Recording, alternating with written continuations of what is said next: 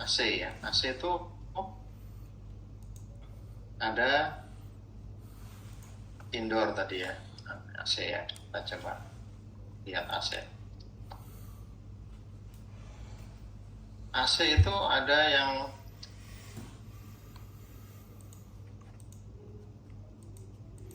ada indoor, ada outdoor ya. Nah, mikronya gimana ya? Mikronya di indoornya ini kita sebut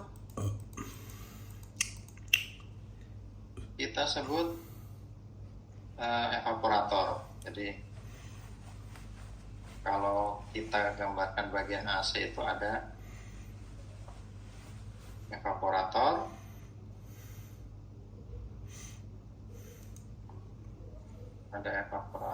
bentar gambarnya. Nah, ada evaporator,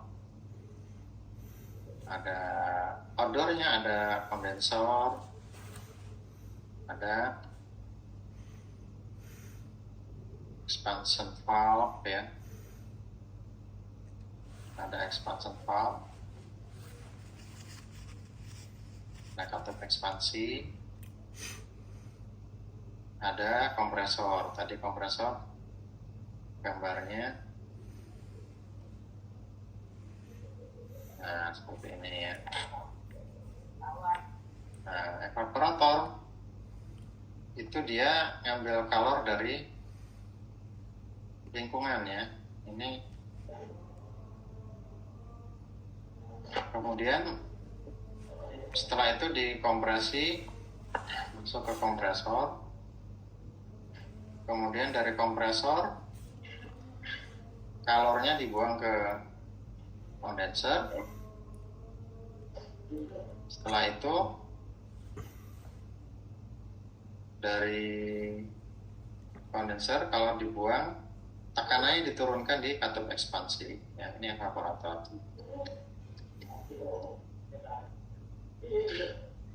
Ini kompresor.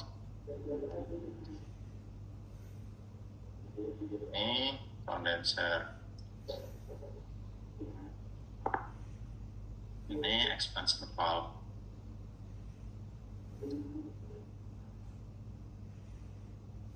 Ya.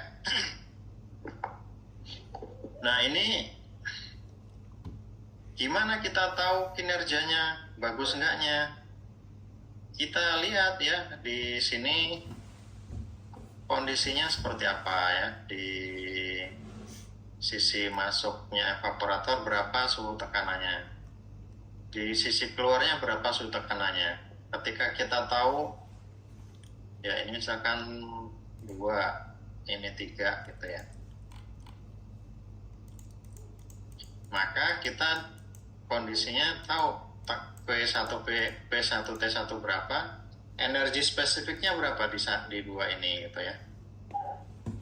Biasanya energi spesifiknya berupa H2 entalpi ya. Nanti kita pelajari secara lebih spesifik di bab 3 nanti ya, apa itu entalpi dan seterusnya. Berapa H3, maka kita tahu berapa kalor yang diambil dari sekeliling ini masuk ke evaporator. Begitu juga di kompresor, tekanan temperatur yang masuk berapa, masa freonnya ya, masa refrigerantnya berapa, keluarnya berapa tekanan temperatur, maka kita dapat tahu perubahan energi yang terdalam yang di dalam sini ya. Secara mikronya itu tahu ini ya, perilaku energinya di dalam itu seperti apa. Nah, itu mikro ya, itu mikro. Sehingga dengan tahu mikro, maka kita tahu berapa sih efisiensinya ya, berapa, kenapa kok ini efisiensinya rendah, kenapa kok tinggi. Nah, itu kita bisa mendalaminya ya. Nah, itu tinjauan secara mikronya lebih matematis dan lebih lebih kompleks tentunya ya, tapi analisisnya lebih ilmiah dan bisa dipertanggungjawabkan ya, itu ya, tepat.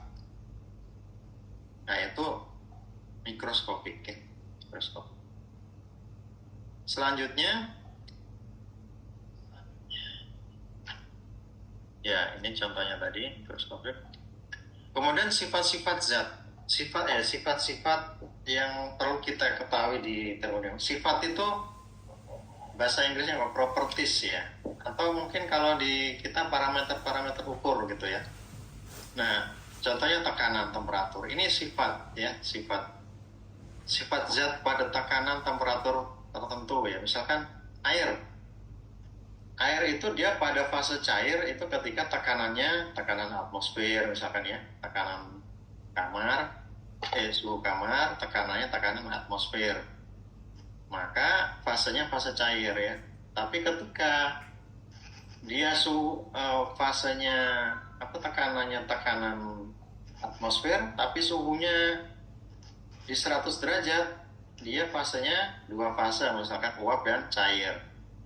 Nah, ketika tekanan atmosfer tapi temperaturnya di atas 100, misalkan 150 derajat, maka fasenya adalah fase uap ya. Nah, itu artinya dari sifat parameter yang ada itu tadi kita bisa tahu sifat zatnya ya, volume jenisnya, fase zatnya itu ya. Itu bisa kita ketahui. Nah, kalau sifat ekstensif itu yang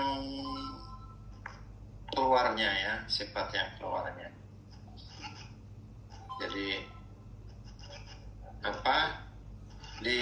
kalau intensif itu dia tidak tergantung massa. Kalau di sini ada massa ya. Nah, kita tahu energi itu biasanya ada kaitannya dengan massa. Contohnya energi kinetik setengah massa kali V kuadrat gitu ya. Ada energi potensial. Energi potensial itu massa gravitasi kali K. Massa gravitasi kali K ya. Melibatkan massa ya, selalu melibatkan massa di sini. Artinya apa?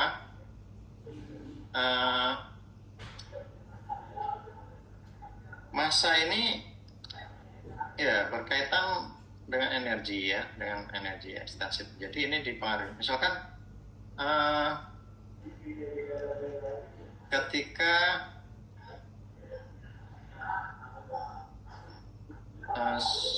suatu pompa tekanannya 5 bar misalkan ya temperaturnya biasa ya. Nah, ketika kalau itu beda lagi ya, energi potensial itu energi tekanan beda lagi ya. Biasanya P kali V ya, energi ya. P itu juga energi ini ya, energi karena tekanannya. Nah, ini juga energi karena tekanan. Nah, kalau massa turbin tadi misalkan ya, turbin atau energi potensial biasa yang gampang ya, benda ketika dinaikkan tingginya sama, gravitasinya sama 10 ya, tingginya kita melempar benda ke atas itu sama 10 meter gitu ya, tapi massanya beda, maka energi potensialnya pun beda ya. Ketika massanya lebih besar, energi potensial, energi untuk melemparkannya juga pasti lebih besar. Nah, itu energi potensial. Ada jihad saja, itu berarti energi potensial, energi spesifik ya. Ya, energi persatuan massa ya. Gitu. Jadi di sini ada kaitannya dengan massa ya. Biasanya semakin besar massa ya semakin besar energinya gitu ya. Walaupun tekanan temperaturnya sama. Oke, next.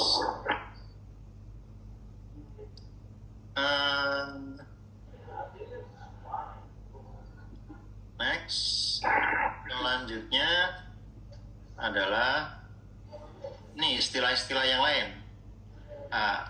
Terkadang kita juga perlu mengandaikan ya suatu zat pada steady state ya. Steady state. Oh ya, sebelum steady state ini ya, tingkat keadaan itu untuk menggambarkan tadi kondisi di dalam evaporator itu berapa sih tekanan temperaturnya, di kompresor berapa, itu tingkat keadaannya ya, menunjukkan sifat. Contohnya tadi air pada suhu kamar, temperaturnya suhu kamar, tekanan atmosfer, maka fasanya cair. Ketika suhu 100 derajat, tekanan atmosfer mendidih, dan seterusnya. Itu tingkat keadaan ya. Nah, ada juga kondisinya steady ya, atau tetap biasanya gitu ya. Jadi sifat zatnya itu tidak berubah terhadap waktu. Jadi misalkan kita ingin menganalisis pembangkit, kita anggap misalkan pagi itu jam 10 seperempat, 10.20, jam 11, jam 12 kita anggap sama ya, suhunya 30 derajat misalkan gitu ya. Jadi dari waktu ke waktu tetap, kalau kita nanti dulu ini suhunya jam 10 lewat seperempat 27, jam segini naik lagi, ya udah ambil rata-rata, itu steady-nya gitu ya, gampangnya gitu. Atau yang sering muncul suhunya di sana berapa ya, jadi bisa disederhanakan seperti itu ya, steady itu ya, tetap. Jadi untuk memudahkan analisis, kalau berubah-berubah nanti kita hitungannya sangat kompleks. Kalau di software kita kenal dengan iterasi ya, itu ilmunya lebih tinggi lagi ya. Jadi basicnya dulu kita harus tahu termodinamika dulu, baru ke sana gitu ya. Nah, untuk termodinamika yang simpel-simpel dulu ya, sifatnya steady aja dulu ya. Makanya kalau Anda baca di buku-buku termodinamika, di contoh soal itu biasanya sering dituliskan di awal, kesepakatan awal, kondisi steady state, kondisi isotermal, kondisi adiabatik, itu untuk mengasumsikan bahwa kondisinya itu seperti ini loh. Ada hal-hal yang kita abaikan, nggak ada kebocoran gitu ya, nggak ada perubahan temperatur, tekanannya tetap steady state dan seterusnya ya. Nah, itu perlu, itu disebut steady ya, tingkat keadaan tetap itu steady state ya. Atau tunak kalau di Indonesia kan. Nah ini tadi, kalau di Indonesia kan itu kadang kita kurang pas istilahnya ya, bahasanya kurang tepat. Tunak itu seperti apa ya. Nah kemudian proses perubahan dari suatu tingkat keadaan ke tingkat keadaan lain, itu proses dari cair menjadi padat, atau padat jadi cair, cair jadi uap ya, cair jadi gas. Nah itu proses. Nah siklus itu dari tahapan-tahapan proses tadi, perubahan tingkat keadaan tadi, itu kembali ke kondisi awal, itu siklus. Jadi di pembangkit uap itu ada siklus Rankine namanya, dari pompa cair ya, masuk ke boiler jadi uap, masuk ke turbin uap, balik ke kondenser jadi cair lagi, kondenser ke pompa cair gitu ya, sehingga itu bisa kita anggap ya balik lagi ke pompa lagi, ke ke boiler. Nah itu terus siklusnya seperti itu. Nah itu disebut siklusnya. Kembali ke tingkat keadaan awal dari proses A, B, C, D, E, F, balik lagi ke A. Nah itu siklus ya. Nah di termo itu banyak kita kenal siklus itu ya. Nanti ya, di termo ada kenal siklus termo ya. Kita ada siklus Rankine untuk PLTU ya, siklus Brayton untuk siklus PLTG, siklus lagi Otto untuk mesin-mesin jenis mesin bensin, siklus diesel untuk mesin-mesin ya. Ada siklus ideal, siklus Carnot ya. Ada lagi siklus banyak ya. Ada siklus Stirling, ada siklus apalagi siklus Erikson ya. Banyak siklus. Nah, itu siklus. Ada fase, berarti fase itu ya fase kondisi struktur fisik dari suatu zat, fisiknya tetap ya, pada cair atau gas. Nah, biasanya kalau untuk termo untuk kondisi gas tertentu kita pakai zat murni. Contohnya zat murni itu air, itu zat murni. Dia ketika berubah fase tetap itu H2O ya. Ketika jadi es batu H2O. Jadi air H2O. Berubah jadi uap itu tetap H2O ya. Nah itu murni. Atau satu fase adalah fase gas. Contohnya udara ya. Udara itu terdiri dari oksigen dan nitrogen. Oksigen 21%, nitrogen 78%, sekian gitu ya. Gas yang lain. Nah ini murni ya. Ini given dari yang Maha Kuasa ya. Jadi air ya itu H2O gitu ya. Udara ya nitrogen dan oksigen. Nah itu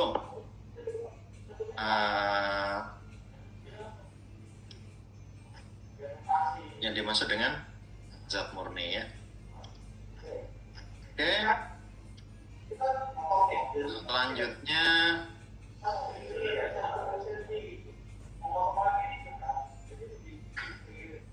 kita masuk. Nah, kemudian ada timbangan mekanika ya.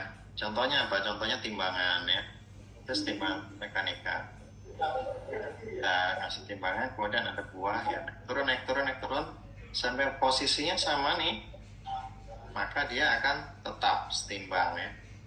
Tapi timbangannya besinya 1 kilo, buahnya belum sekilo ya, dia akan miring terus sampai ini sampai seimbang, nah, sampai kondisinya diam ya. Itu timbangan mekanik. Tapi kalau timbangan termodinamik itu sifat termodinamikanya ya.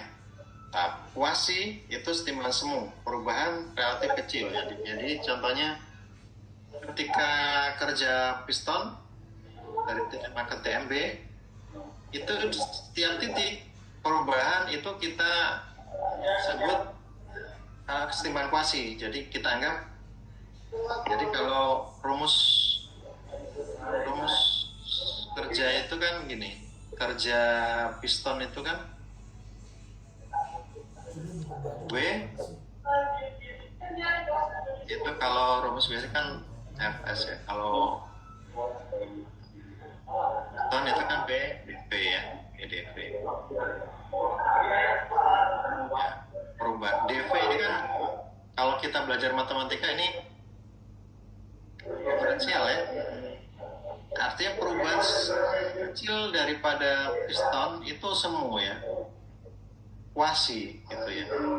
Nah, tapi keseluruhan dari titik mati atas ke mati bawah itu kita anggap integral ini. Nah, integral ini adalah setimbangan yang sebenarnya ya. Kalau kuasi itu dari titik ke titik secara kecil ya, secara berubah sesaat itu kuasi. Kalau thermal itu tadi ada beda temperatur ya. Kopi dia akan menuju kesetimbangan thermal. Ketika sama dengan udara lingkungan, maka perbedaan massa itu akan mati ya, seperti itu. Ya. Oke, kemudian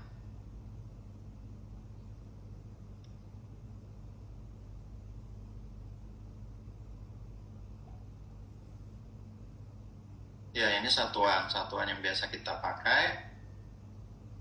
Itu ada dua intinya ya. Satuan primer atau besaran primer dan sekunder. Nah, ada satuan Inggris, ada satuan SI ya. Kita biasa kalau di Indonesia kita banyak SI ya, tapi buku referensi kita itu kan Amerika ya. Amerika itu senangnya pounds, inch, feet ya. Itu Amerika atau Inggris ya.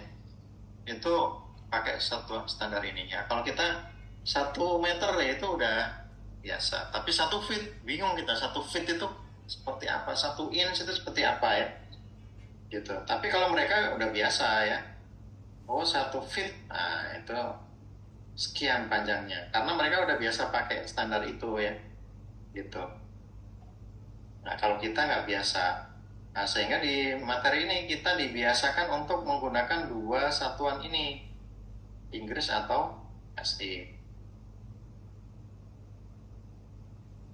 Kemudian ya macam-macam satuan.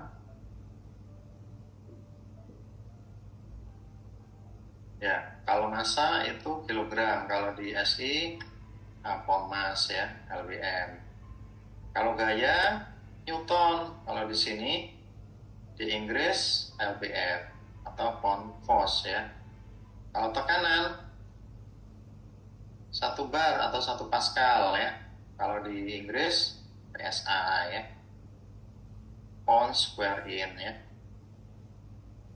Nah itu satuan yang digunakan. Nah di tekanan sendiri itu kita ada tekanan absolut dan tekanan G. Nah itu ya. Apa bedanya? Tekanan absolut itu berarti dia sistemnya terbuka. Jadi dia berhubungan dengan tekanan atmosfer ya. Jadi satu ini ya, tekanan absolut itu berarti tekanan atmosfer plus tekanan G. Tekanan G itu nggak perlu berhubungan dengan udara atmosfer ya. Nah, biasanya dipakai di mana absolut itu? Ya, satu atmosfer itu 760 mm Hg ya. Ini untuk standar internasional tekanan. Tapi kalau lokal atmosfer, jadi tekanan negatif itu biasanya hubungannya dengan tekanan lokal ya. Tekanan yang sesungguhnya kita di Cilegon itu mungkin 1 atmosfer itu tekanan lokalnya itu 1,3 atmosfer lah gitu ya. Nah kalau di bawah itu berarti vakum gitu ya. Di bawah itu vakum. Tapi kalau ngacu standar umum 760 mm Hg. Nah kalau vakum itu di bawah tekanan atmosfer itu ya. Dan atmosfer kalau yang tekanan absolut itu adalah tekanan vakum ya. Jadi acuannya ini ya, tekanan absolut beberapa di titik sini ke titik 0 absolut, kemudian dari atmosfer ke tekanan yang terukurnya ini, vakumnya ini berapa ya. Nah itu tekanan vakum. Jadi biasanya kalau tekanan absolut itu terbuka seperti ini ya. Jadi Untuk ukur udara ini pakai apa nih? Torricelli ya. Rumus daripada tekanan P adalah apa? Rho GH ya. Susah ini nulis. P sama dengan Rho GH. Berarti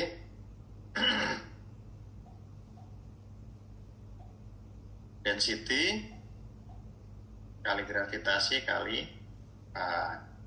nah ini untuk klasik ya, itu pakai tekanannya pakai ini ya, Rho-nya Rho. Biasanya yang gampang itu kan pakai apa? Merkuri. Kenapa merkuri? Karena merkuri itu dia mudah apa, bentuknya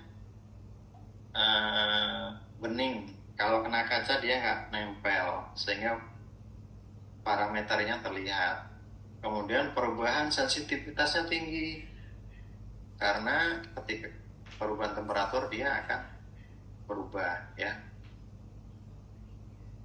dengan sangat presisi ya.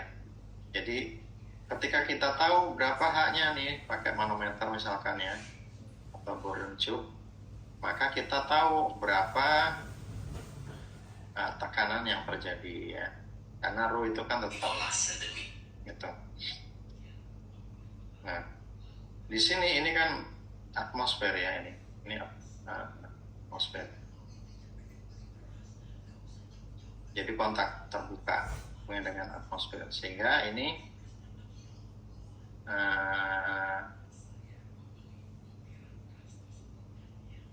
tekanan absolut ya.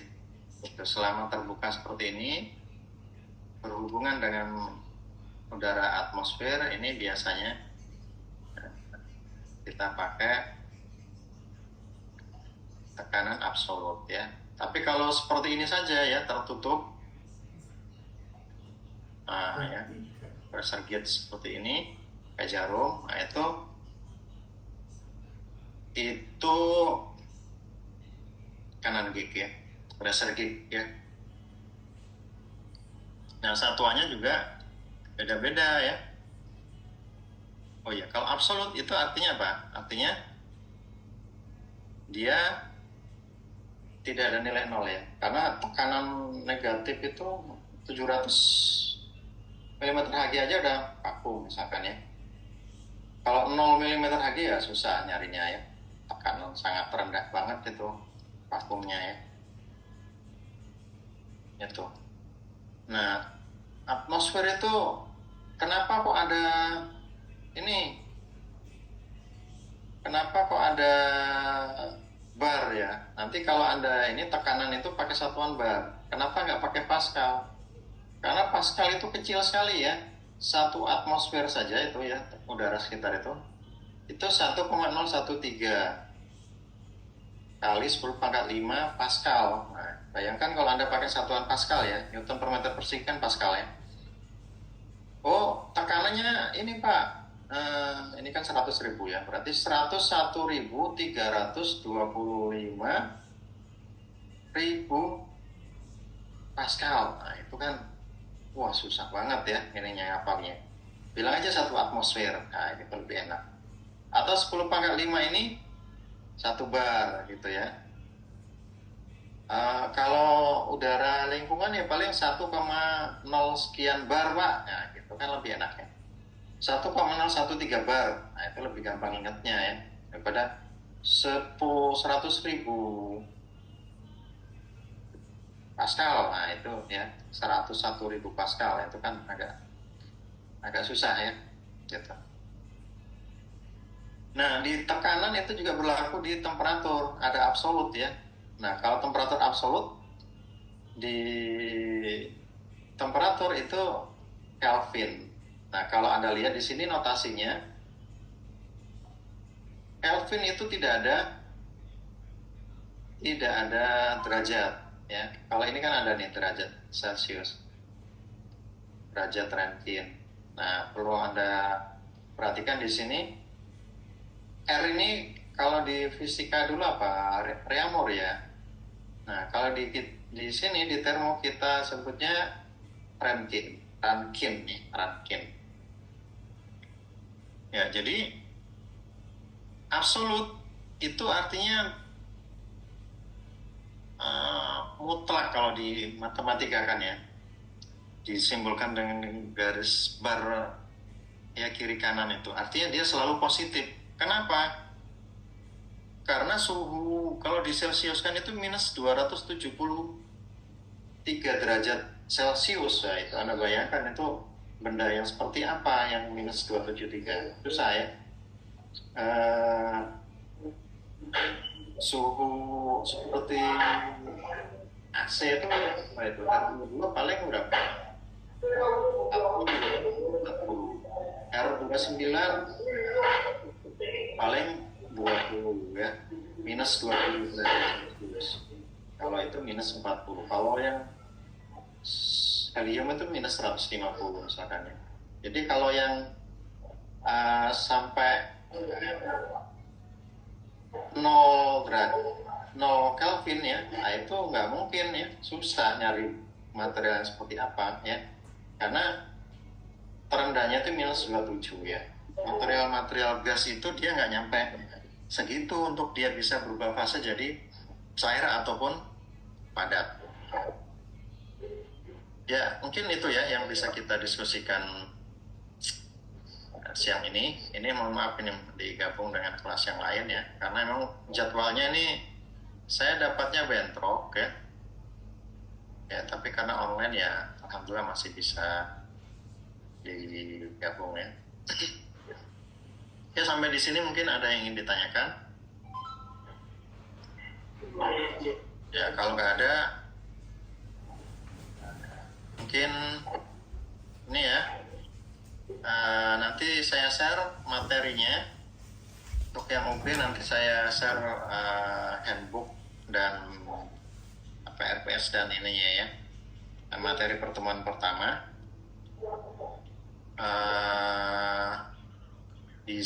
Mbak Disa nanti tolong dicatat ya teman-temannya yang hadir hari ini ya.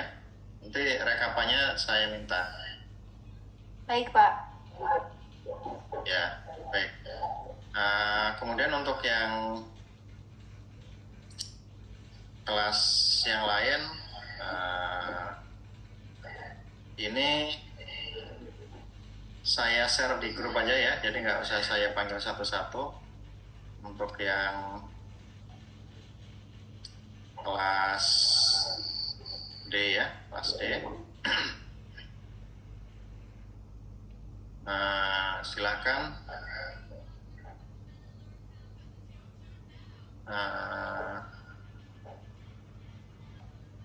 di ini ya, nanti di ntar ini saya screenshot dulu nih ya. Satu, saya screenshot di pasti ada dulu.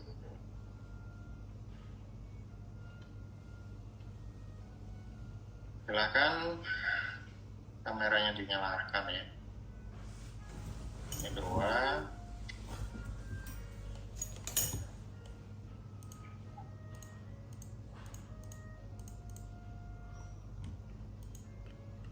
Ya.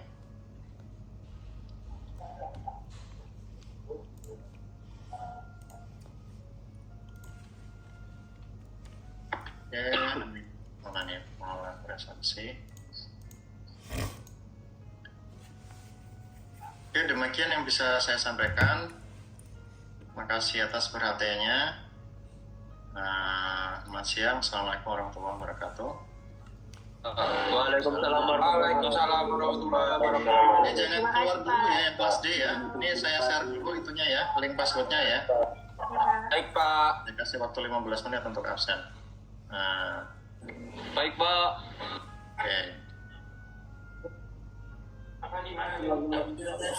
Di grup